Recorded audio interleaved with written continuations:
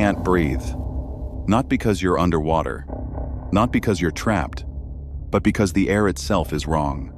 The oxygen content in this atmosphere is almost 35%. Today's air is 21. That extra oxygen doesn't make you feel alive, it makes you feel cooked from the inside. Your lungs burn. Your thoughts blur.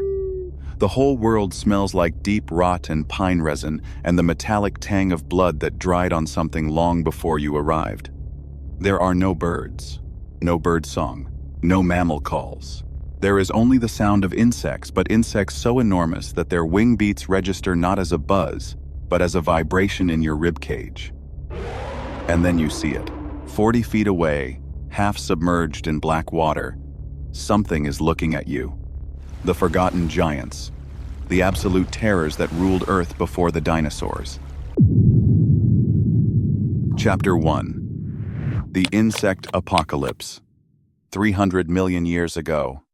Before the dinosaurs, before the mammals, before anything that walks on this Earth today could even exist, there was the Carboniferous period. And the Carboniferous had a problem.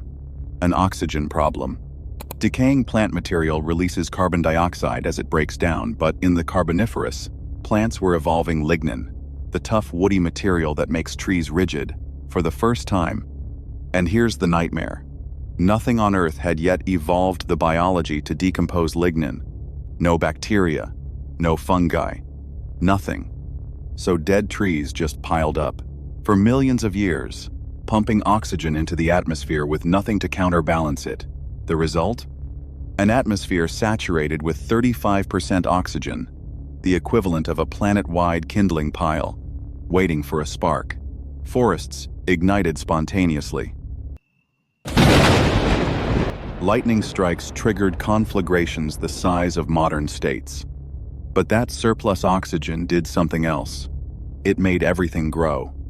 In modern insects, oxygen absorption is passive. They breathe through tiny pores called spiracles. More oxygen in the air means more oxygen absorbed per breath. And more oxygen means bigger muscles. Bigger bodies. And we don't mean slightly bigger. Meet Meganeura, the apex flyer of the Carboniferous, a dragonfly, with a wingspan of 2.5 feet, the size of a red-tailed hawk. And unlike a hawk, it didn't circle patiently. It was an ambush predator capable of speeds up to 35 miles per hour, targeting prey far larger than itself and using serrated leg spines to trap, immobilize, and consume it alive. Imagine sitting on your porch tonight. A dragonfly lands on your fence post, except it's the size of a frisbee, and it weighs half a pound, and it is looking at you the way a cat looks at a mouse. But Meganeura was just the beginning, because in the Carboniferous, the land was worse than the sky. Arthropleura, a millipede. But imagine you took every bad feeling you've ever had about millipedes, the too many legs, the wet clicking movement, the way they curl, and then scaled it up to 8.5 feet long. That's over 2.5 meters of segmented chitinous armor, with more than 30 pairs of legs, moving with the smooth mechanical efficiency of a conveyor belt. This was the largest terrestrial arthropod that has ever lived on this planet. It was wider than your shoulders. At some evolutionary juncture, something the length of a compact car decided that plants weren't enough. This world, this churning, oxygen-drunk, insect-haunted swamp nightmare lasted for 60 million years, and then the oxygen levels dropped. The forests dried. And evolution, ever opportunistic, said, well, if insects can't get any bigger, let's try something with a backbone. Chapter 2. The Mammals' Dark Ancestors. 290 to 252 million years ago. The Permian period gets almost no coverage in popular culture. The dinosaurs eat all the oxygen in the room, but the Permian was the crucible in which the most sophisticated killers this planet has ever produced were forged. And you need to understand something before we meet them. You are related to these things.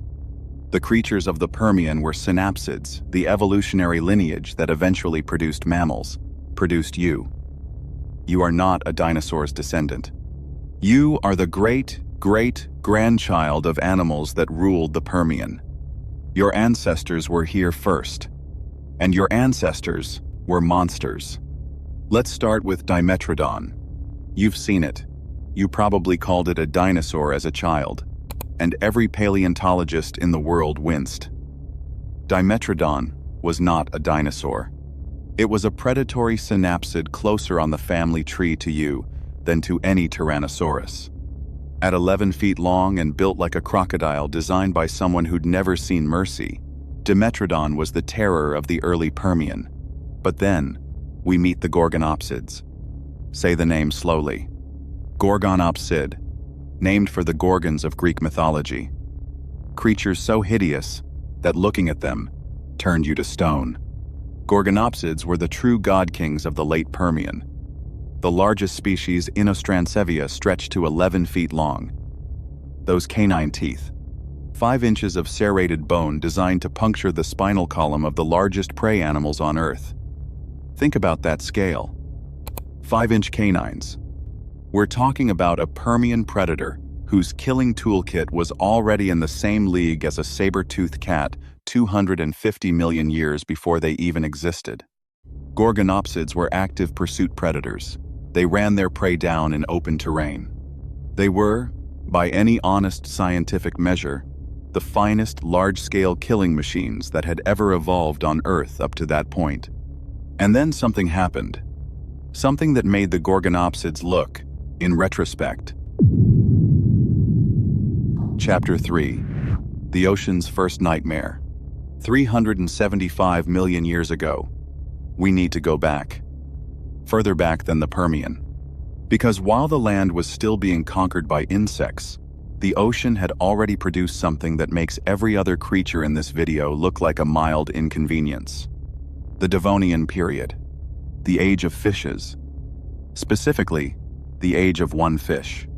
Dunkleosteus torelli. 30 feet long. 10 tons. This animal was the length of a school bus and twice the weight of a heavy pickup truck. Dunkleosteus had no teeth. It didn't need them. Its jaw was constructed from 2 razor-edged, self-sharpening bone blades that functioned like bolt cutters.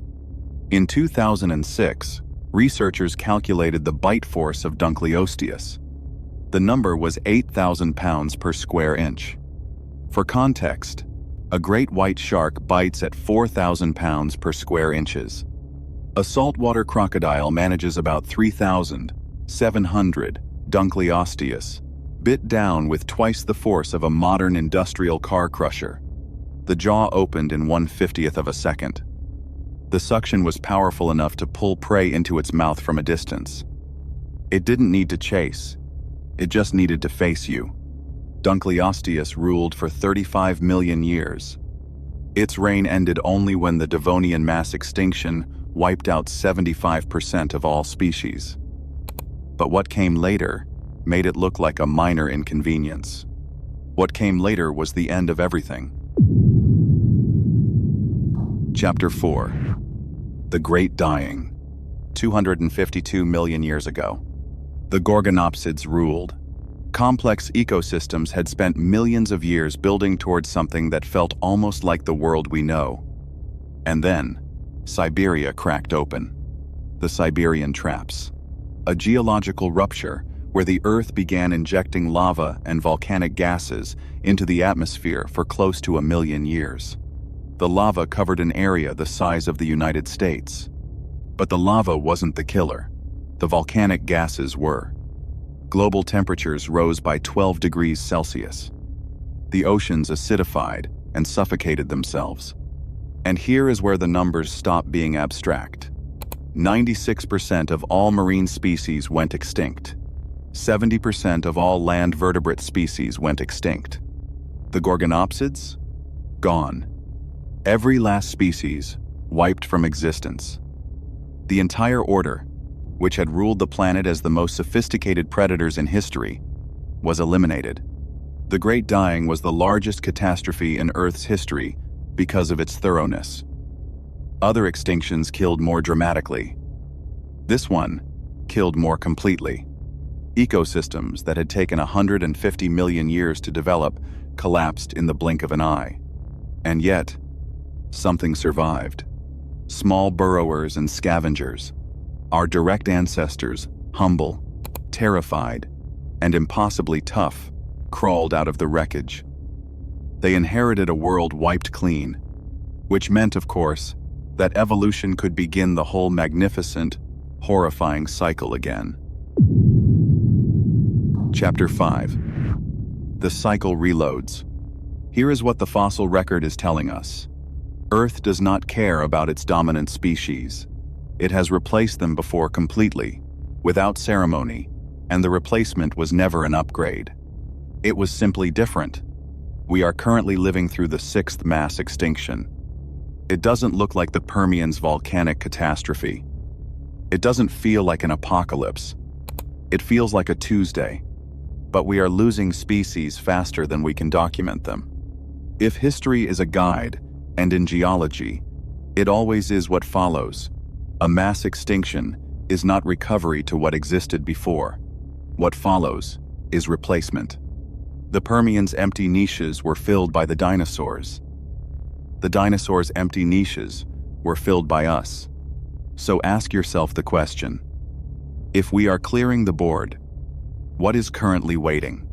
What biological experiment is running right now, in some warm swamp or deep ocean trench, optimizing itself patiently for a world we can't imagine?